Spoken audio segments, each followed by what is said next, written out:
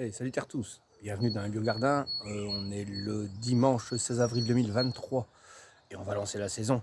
Bon, elle a déjà bien commencé quand même. Allez, on va faire un petit tour, c'est parti.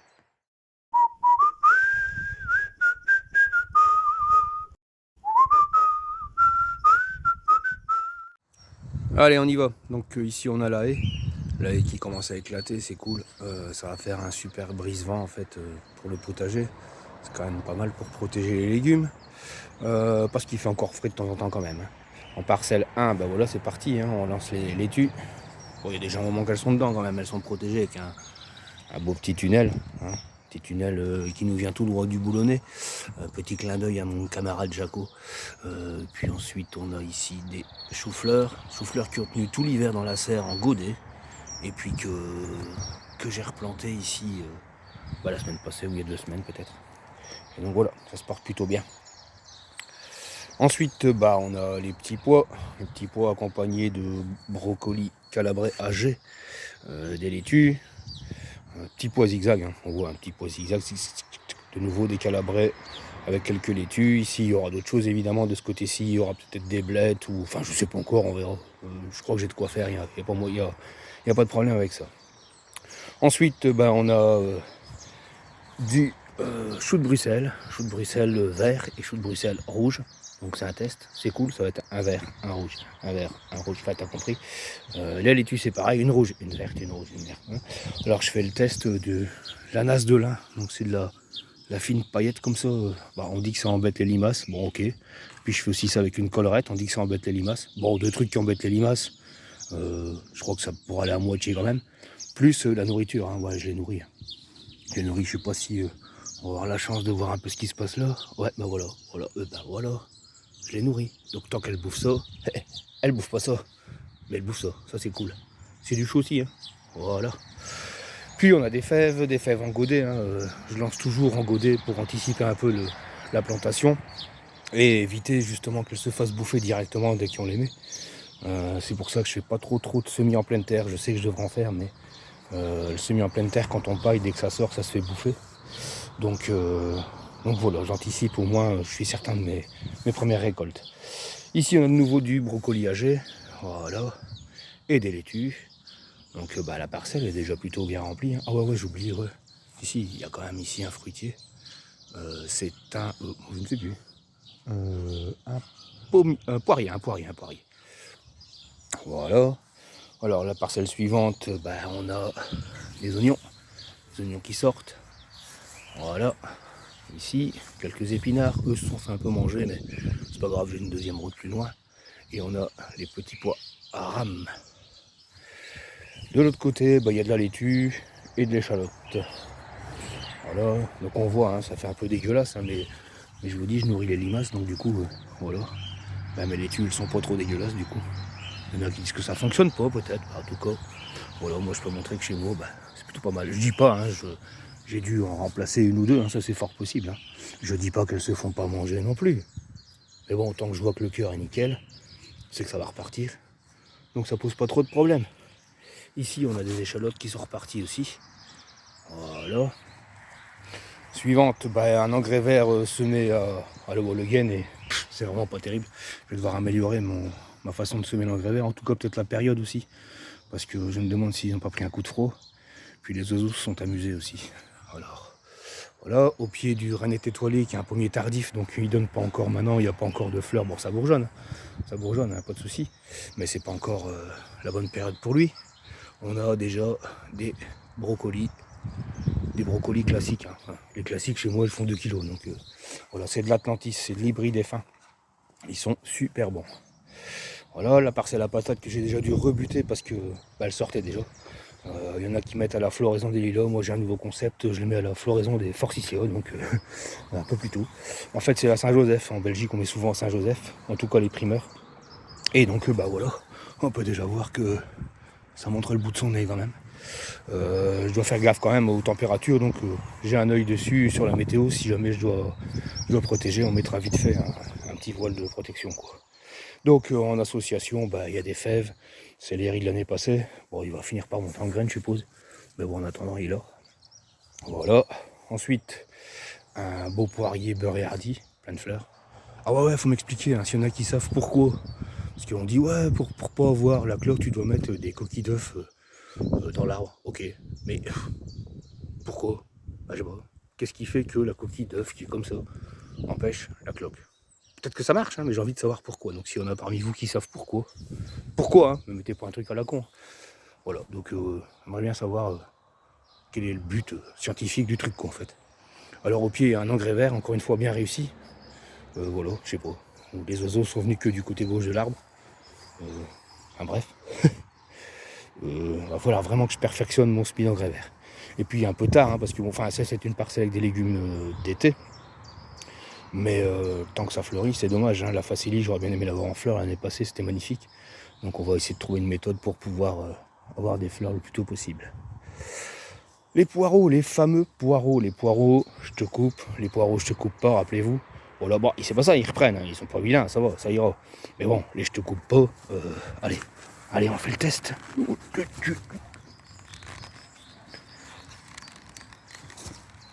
Bon, je vous reprends. Alors, je vais la voir. Ah, plutôt pas mal, hein, quand même. Bon, il est gros, il n'y a pas un long fût. Ah, oh, il y a des visiteurs. Salut toi. Voilà, donc pas l'air d'avoir trop de problèmes. Ah, c'est du beau poireau. Ensuite, on est sur des oignons que j'ai mis à raciner.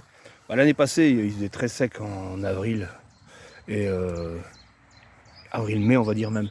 Et donc les oignons n'ont pas donné les échalotes non plus. C'était pas top, ils n'ont pas réussi à raciner dans le sec, en fait, la terre était trop sèche, il a fait trop chaud, trop vite. Et puis, donc je me suis dit, je vais les mettre à raciner. Genre au moins des racines, ça partira. Bon, il n'y a plus tout le mois d'avril, donc, enfin en tout cas tout le début avril. Donc raciner, ça aurait raciné. C'est pas grave, hein. J'ai un peu d'avance, on va dire, c'est cool. Ah oui, alors là, les framboisiers, là, je pense que les framboisiers près d'une parcelle, je me déconseille, hein, parce que ça repousse partout. Donc ça va dégager sans doute, et puis on va essayer de bien séparer les framboisiers, les mettre dans le jardin de madame. Voilà, c'est parti par là, on en aura un peu plus par là, et pas trop sur ma parcelle. Voilà, une petite pépinière ici. Ouais, j'ai dégagé une laitue qui faisait un peu la gueule. Je crois que celle-là, elle est pas top non plus. Bref, c'est des petites laitues gouttes de l'os. Donc elles font pas une grosse pomme. Mais comme là, j'ai loupé mon semis de poireau Electra, je pense que les graines étaient trop vieilles, donc on n'a pas levé.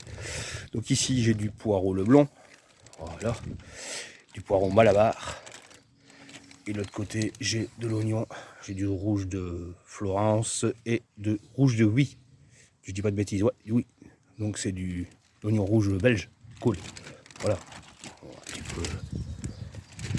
Ensuite, on a encore un beau pommier Elstar. Là-bas au fond, on a un petit cerisier.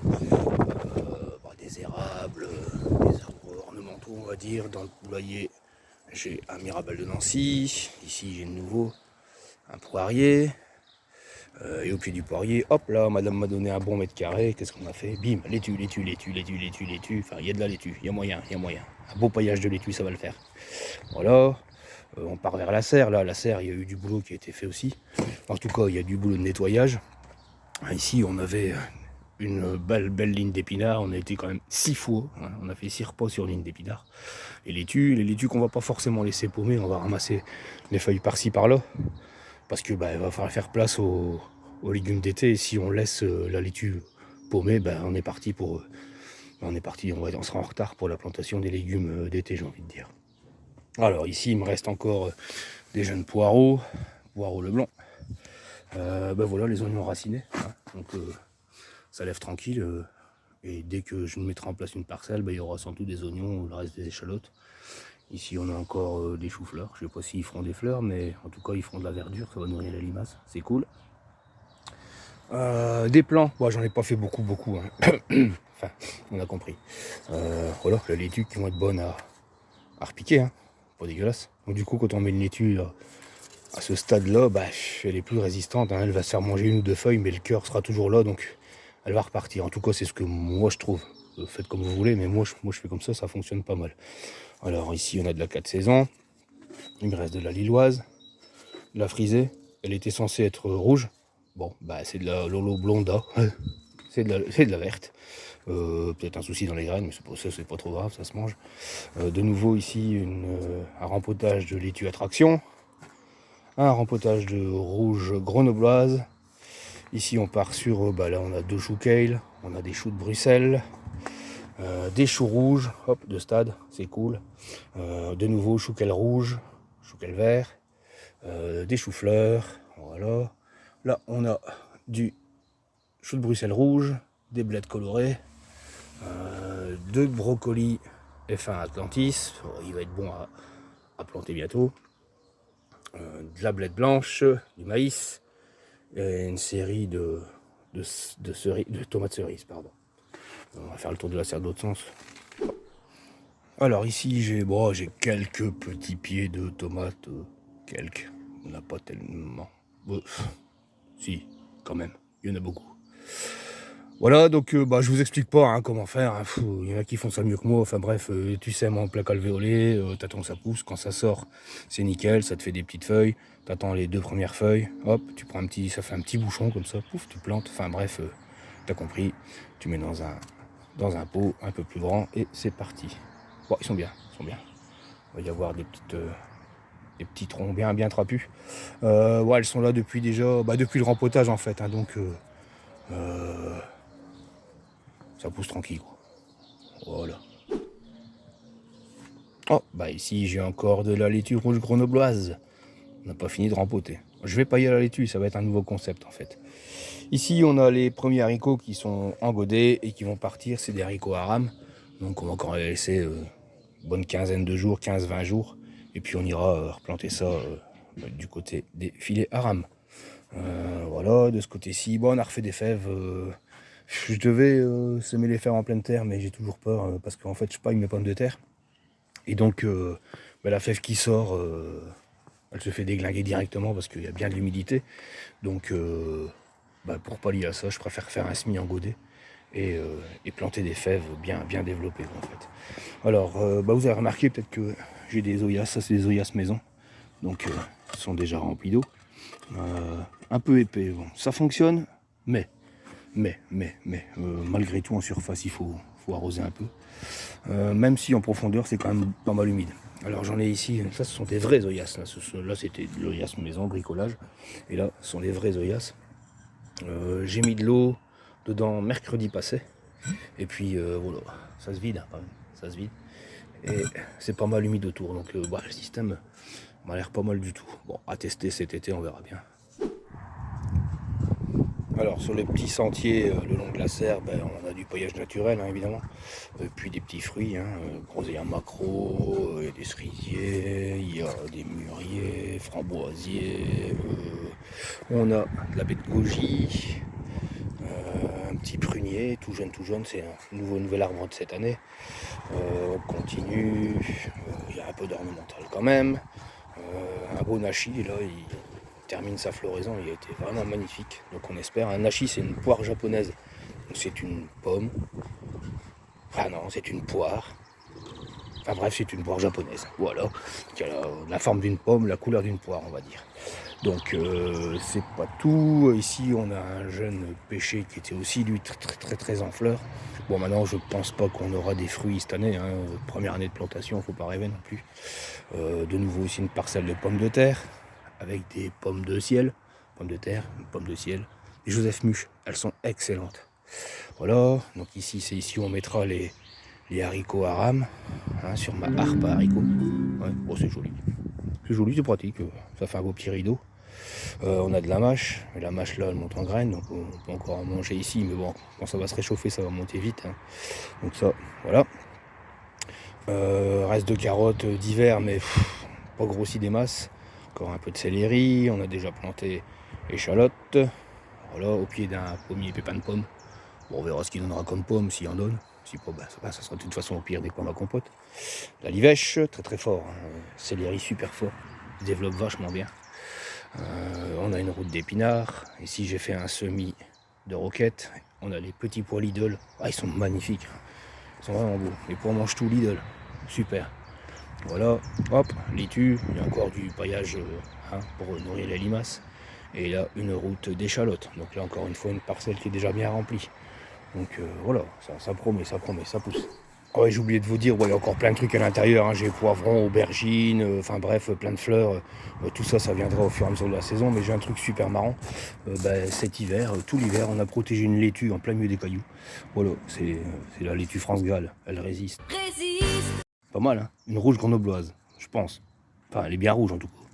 Rouge, ça veut dire j'ai eu froid, hein. Elle a pris -9. Magnifique, hein. Jamais arrosée, on l'a juste protégée pour pas que le chien pisse dessus, tout simplement, quoi. Donc voilà, un petit truc loufoque d'un même biogardin, c'est cool. Bon ben voilà, je pense qu'on a fait plus ou moins le tour. N'hésitez pas à vous abonner si ça vous a plu. Si ça vous a pas plu, abonnez-vous quand même. Non, enfin faites comme vous voulez. Voilà, likez, commentez s'il vous plaît. Si vous avez un truc à me dire, n'hésitez pas. Et puis, au revoir à terre tous.